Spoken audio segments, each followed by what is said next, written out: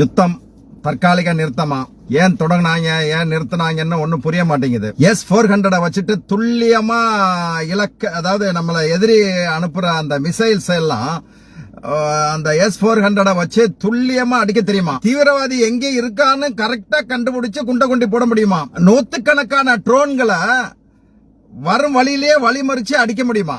ஆனா ஒரு 4 பேர் வந்தவன் எப்படா போனான்னு தெரியல. ஏன் தீவிரவாதிகள் உள்ள நுழையிறதுக்கு முடியாத அளவுக்கு நமக்கு பந்தோபஸ்து பண்ண முடியாதா? இல்ல பாதுகாப்பு பலப்படுத்த முடியாதா?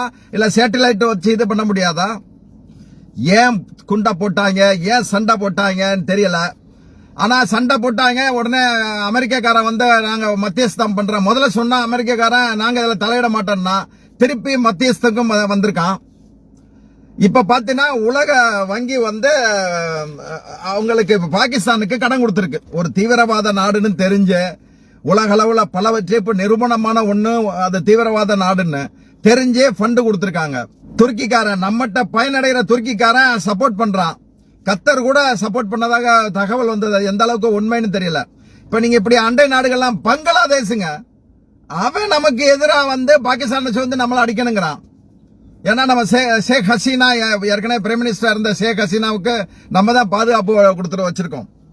அப்படியே அதனாலதான் தலைவர் என்ன பேரணி நடத்தினார் பாத்தீங்களா? ஒன்றிய அரசுக்கு ஆதரவாகவோ இல்ல மோடியுடைய தைரியத்துக்கு ஆதரவாவோ பேரணி நடத்தல, ராணுவ வீரர்களுக்கு ஆதரவா பேரணி நடத்தினாரு.